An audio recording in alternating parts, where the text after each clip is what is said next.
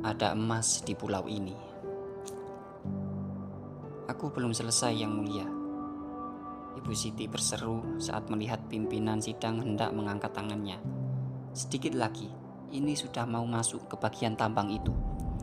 Orang dengan jas rapi menghela napas. Baik, teruskan Bu Siti.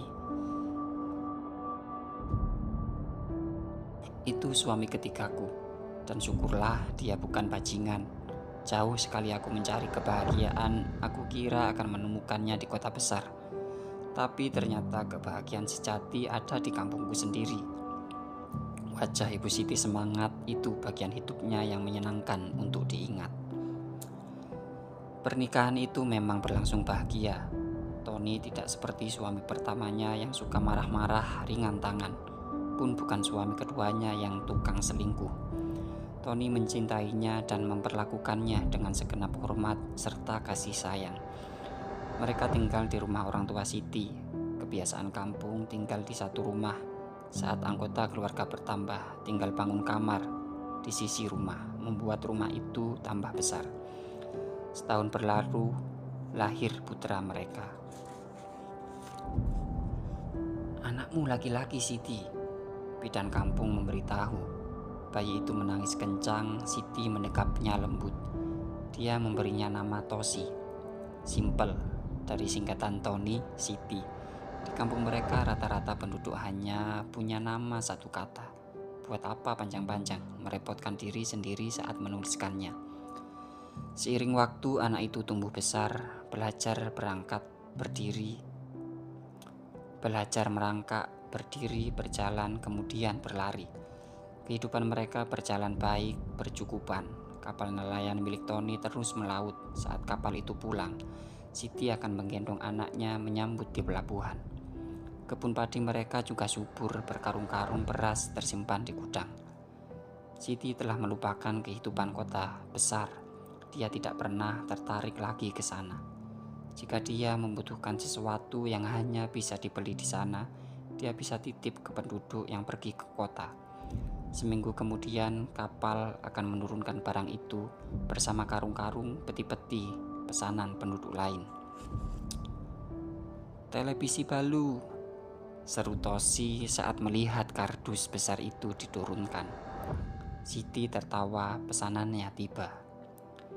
Asyik, televisi balu. Aku bisa menonton film kartun. Usia Tosi 5 tahun, dia mewarisi sifat ibunya, selalu berceloteh. Rumah mereka adalah yang pertama memiliki televisi berwarna. Hanya bisa ditonton malam hari saat genset menyala, penduduk berkumpul di ruang depan. Berkerumun menumpang menonton. Gambarnya kadang hilang, bintik-bintik semut, tapi itu tidak mengurungkan antusias mereka.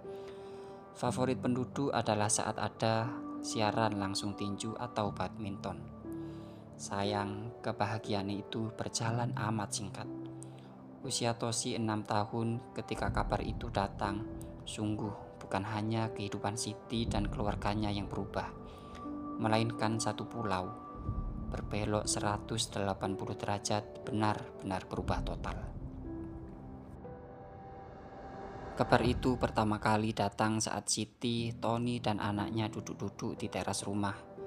Diterangi lampu Petromax, genset mati kehabisan solar. Jadi tidak ada jadwal menonton, keluarga kakaknya juga ada di sana. Anak-anak asyik bermain karet gelang. Apakah Tosi akan kita jodohkan dengan sepupunya? Tony bertanya, mencoba mengisi suasana yang lenggang. Hanya suara jangkrik dan debur ombak di kejauhan. Tidak usah, Siti refleks menolak. Buat lucu-lucuan, itu tidak lucu. Siti melotot, dua kakaknya yang ada di sana tertawa. Baiklah, kalau begitu tidak jadi, Tony menyengir. Mereka melanjutkan percakapan membahas topik lain, tentang musim penghujan, ombak tinggi, tangkapan ikan menipis, tentang rencana panen padi, apapun yang melintas. Hingga seorang remaja kampung menaiki anak tangga. Ada apa? Siti bertanya. Ada pesan dari kepala kampung. Dia Siti besok semua diminta berkumpul di rumahnya. Kepala kampung mau membahas apa lagi? Bukankah baru seminggu lalu warga berkumpul? Tony menyusul bertanya apakah tentang perbaikan dermaga. Dia menebak-nebak dalam hati. Katanya ada tamu dari kota, Tio Tony. Aku kurang tahu, permisi. Remaja itu menuruni tangga segera ke rumah lain. Ada apa? Adalah PT Semesta Minerals dan Mining yang datang setelah 10 tahun hanya bermain di level tambang kecil. Membuat ratusan lubang-lubang bekas tambang, mereka akhirnya memiliki cukup uang dan cukup koneksi untuk mulai ekspansi. Mereka telah mengincar pulau itu. Laporan eksplorasi lama menunjukkan jika pulau itu menyimpan cadangan emas. Lewat lobi-lobi tingkat tinggi ke pemerintah pusat, mereka berhasil mendapatkan konsesi pulau jauh, menyingkirkan perusahaan lain yang juga berebut. Surat-surat ditandatangani, dokumen penduduk disiapkan. Saat penduduk pulau hidup damai sentosa, 2 tahun terakhir, nun jauh di sana badai bersiap datang. Esok pagi-pagi sebuah yacht kapal bagus dengan panjang 40 meter merapat di dermaga. Terlihat memesona di antara kapal-kapal kayu penduduk.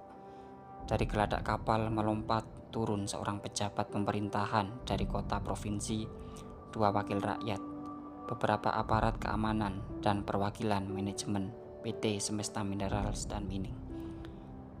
Ini berita baik buat semua.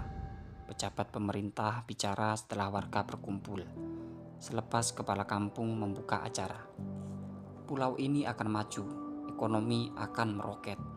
Pejabat itu tersenyum lebar, wajahnya cerah mengalahkan cahaya matahari pagi. Lapangan pekerjaan untuk bapak-bapak, ibu-ibu akan melimpah.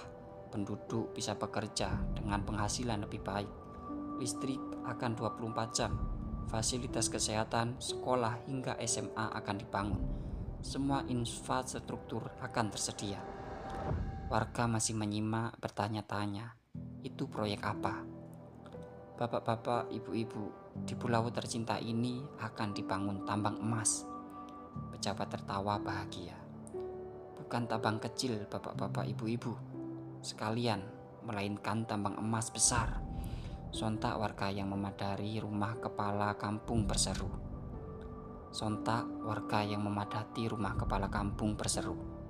Ada emas di pulau ini. Di bagian mananya? Giliran perwakilan manajemen PT Semesta Minerals dan Mining menjelaskan, membentangkan gambar-gambar foto-foto bahwa ada emas di Gunung Purba. Di perutnya perusahaan mereka telah menguasai konsesi tambang emas seluas 17.900.000 hektar. Siti refleks mengacungkan tangan. Iya, ibu, ada pertanyaan. Luas pulau ini hanya 18.000 hektar. Pak. Semua pulau jadi tambang. Pernah tinggal di kota besar, membaca koran-koran, buku-buku, dia banyak tahu tentang pulau mereka. Tidak, Bu. Operasional tambang hanya ada di gunung itu. Hanya luas konsesi secara teoritis. Di atas kertas, kami tidak akan mengganggu kampung di sisi lain dan juga di sisi satunya. Termasuk kebun-kebun penduduk, kami jamin. Tapi Siti tidak puas. Tapi siapa yang memberikan tanah itu ke bapak-bapak? Itu gunung hutan lebat, ratusan tahun kami bahkan tidak berani menyentuhnya. Tidak mengubahnya menjadi kebun, membiarkan, tetapi gitu siapa yang memberikan pulau kami ke bapak-bapak? Benar juga. Penduduk yang awalnya senang mendengar kabar listrik 24 jam, fasilitas kesehatan, sekolah tersadarkan sesuatu. Nenek moyang mereka dulu bahkan melarang kawasan itu dirusak. Itu hutan murni.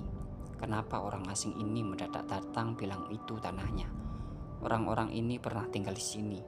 Kakek nenek orang-orang ini pernah tinggal di atas gunung sana. Jadi begini bapak-bapak, ibu-ibu, pejabat dari kota provinsi membantu menjelaskan. Semua tanah adalah milik negara, termasuk gunung di atas sana. Maka negara tentu berhak memberikan tanah itu ke pihak lain. Demi kepentingan bersama, tambang emas ini akan membawa kemajuan. Tidak hanya untuk pulau ini, tapi juga seluruh provinsi, seluruh negara. pajak-pajak, royalti tambang. "Ini pulau kami, Pak," Siti berseru ketus. "Ratusan tahun negara kemana saja? Jika negara merasa memiliki tanah itu, kalian kemana saja? Datang tidak pernah, mendadak memberikan tanah itu ke orang lain. Atau kalian telah disuap oleh perusahaan itu?" Kacau sudah pertemuan dan Siti penyebabnya. Setengah jam pertemuan dihentikan karena tidak kondusif lagi. Pejabat, aparat, dan perwakilan perusahaan bergegas pergi kapal bagus itu kembali ke kota provinsi. Sejak hari pertama penduduk kampung sepakat menolaknya. Juga penduduk kampung di sisi satunya pulau meskipun mereka tidak terkena dampak paling parah. "Enak saja mereka membagi-bagikan tanah pulau kita," sungut Siti malamnya saat berkumpul. "Ibu kenapa? Kok malah-malah?" Tosi bertanya. "Ibu kenapa? Kok malah-malah?" Tosi bertanya memegang pipi ibunya. "Apakah karena Tosi nakal? Ibumu memang sejak kecil suka marah-marah, Tosi." Dua kakak Siti bergurau tertawa. Siti melotot, "Bukan saatnya bercanda. Ini penting sekali. Dia mencemaskan nasib pulau mereka karena perusahaan itu jelas tidak akan menyerah." Dugaan Siti akurat. 1 minggu kemudian kapal bagus itu kembali datang. Kali ini membawa sembako, karung-karung beras, terigu, gula, juga kardus-kardus berisi minyak goreng, sarden, mie bertumpuk-tumpuk. Dibagi-bagikan ke penduduk. "Bapak-bapak, ibu-ibu, kami datang untuk memulai renovasi pelabuhan," pejabat menjelaskan tersenyum lebar. "Kami menolak tambang itu, Pak," seru penduduk. "Benar, kami tidak mau pulau ini jadi tambang," timpal penduduk. "Soal itu sedang dibicarakan lagi di pemerintah pusat. Bapak-bapak, ibu-ibu jangan khawatir. Keputusan yang diambil tentu mengutamakan kepentingan penduduk." Pejabat masih tersenyum. "Kali ini kami datang untuk memulai perbaikan pelabuhan. Hanya itu, agar perahu-perahu warga bisa merapat lebih baik, lebih luas, lebih kokoh. Bagaimana? Setuju?" Penduduk terdiam lantas mengangguk-angguk. "Kalau itu sih tidak masalah, malah bagus. Mereka tidak perlu repot sumbangan memperbaikinya. Sudah setahun terakhir mereka mengeluhkan pelabuhan yang mulai reot saat dihantam gelombang tinggi." Tapi Siti menyadari hal lain. Mereka pintar sekali, dengus Siti malamnya. Mereka membutuhkan pelabuhan besar agar bisa menurunkan alat-alat berat, meneruskan rencana. Tambang itu tidak akan dibatalkan. Tony terdiam, istrinya benar. Penduduk memang tidak keberatan pelabuhan diperbaiki. Tapi tujuan sebenarnya perusahaan itu bukan pelabuhan, melainkan gunung purba di atas kampung mereka.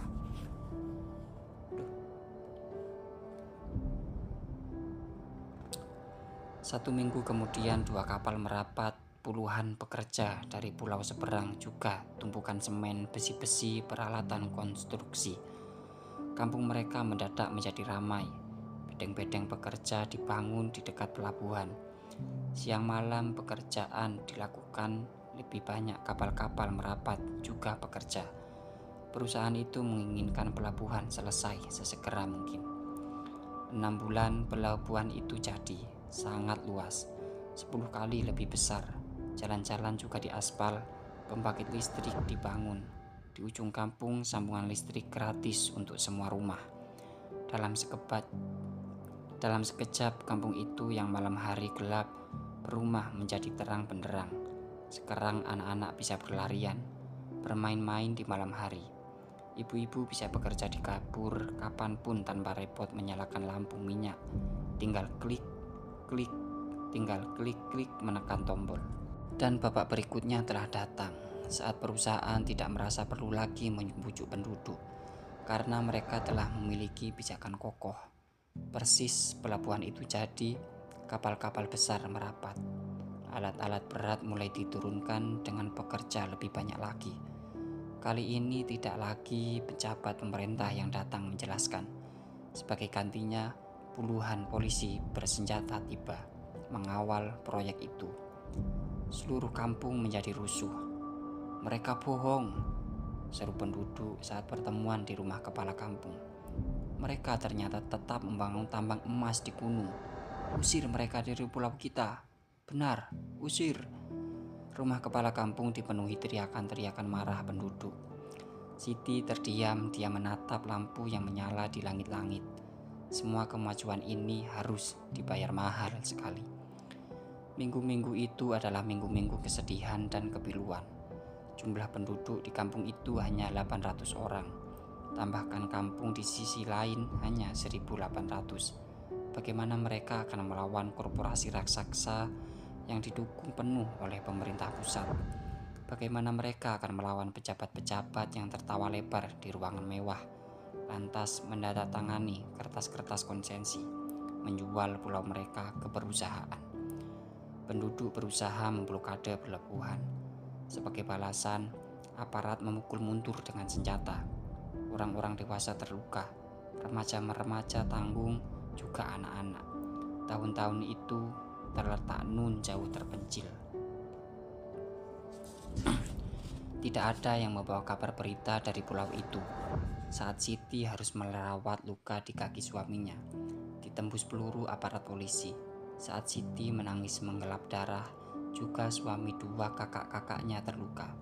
Juga di rumah-rumah lain puluhan penduduk jadi korban perlawanan. Tosi hanya diam meringkuk ketakutan di sudut ruangan. Juga sepupu-sepupunya yang lain. Tidak ada bermain karet gelang malam ini. Suara dentuman terus terdengar dari pelabuhan. Teriakan-teriakan penduduk, asap tebal mengepul tinggi. Penduduk terus berusaha memblokade perusahaan. Penduduk terus berusaha memblokade pelabuhan. Tapi bagaimana mereka akan menang? 2 hari setelah kerusuhan besar meletus, sebuah kapal perang merapat. Panjangnya tidak kurang 80 meter. Moncong meriam, misil terlihat jelas. Pemerintah pusat menganggap insiden itu serius. Apapun yang terjadi, tambang itu harus jalan. "Ada berapa anggota kalian yang terluka?" Salah satu tentara melangkah turun. Disambut aparat polisi, di dada seragam lorengnya tertulis nama Bacok. Dia bukan lagi mayor. 10 tahun berlalu, dia sekarang adalah jenderal bintang 1. "Kami mengambil alih situasi. Anak buahku akan mendirikan markas sementara di pulau ini." Jenderal Bacok bicara lagi, wajahnya dingin. Dia selalu fokus menyelesaikan misi-misinya. "Turunkan semua personil, bersiap, kita akan bertempur." Jenderal Bacok berseru. "Siap, Jenderal." Anak buahnya balas berseru. Tamat sudah babak pertama perlawanan penduduk. 1 bulan kemudian, saat situasi kembali kondusif, tentara resmi membangun markas di pulau itu. Mengawal proyek, penduduk hanya bisa termangu menyaksikan alat-alat berat mulai membuat jalan menuju Gunung Purba. Truk-truk besar berdatangan, ratusan pekerja-pekerja baru, yang 1-2 dengan wajah benar-benar asing. Tambang emas itu resmi dimulai. Penduduk hanya bisa diam menatap dari teras-teras rumah, jendela-jendela. "Tosi, jangan main di jalan." Kakak sepupunya bergegas menarik tangan Tosi. Truk-truk melintas cepat membawa material dari pelabuhan berbahaya. Aku kan cuma mau ambil bola, Kak." Tosi menunjuk bola plastiknya di seberang jalan. "Jangan sekarang, nanti kalau sudah sepi." Tidak banyak pilihan tersisa selain meneruskan hidup. Sebagian penduduk mulai melaut kembali. Sebagian mengurus kebun. Aktivitas sehari-hari dilanjutkan. Suka atau tidak suka, kampung mereka mulai berubah. Pendatang berdatangan, rumah-rumah bangunan baru bermunculan. Semakin ramai, lebih pesat lagi. Perubahan di atas gunung sana, bagai sulap, hutan-hutan dibabat digantikan bangunan-bangunan. Lapangan luas dipenuhi alat berat dan truk. Gedung-gedung kota kecil muncul di atas gunung purba. 1 tahun sejak pertemuan di rumah kepala kampung, tambang emas itu mulai mengeduk perut bumi. Siang malam Laksana memangkas tumpeng, lenyap begitu saja bagian tersebut. Tapi itu jelas tidak benar-benar hilang. Bagian itu berubah menjadi limbah tambang, disebut tiling. Kemana dibuang? Lewat sungai yang mengalir dekat kampung menuju laut lepas. Berjuta ton dibuang ke sana. Maka dimulailah masalah baru yang lebih serius.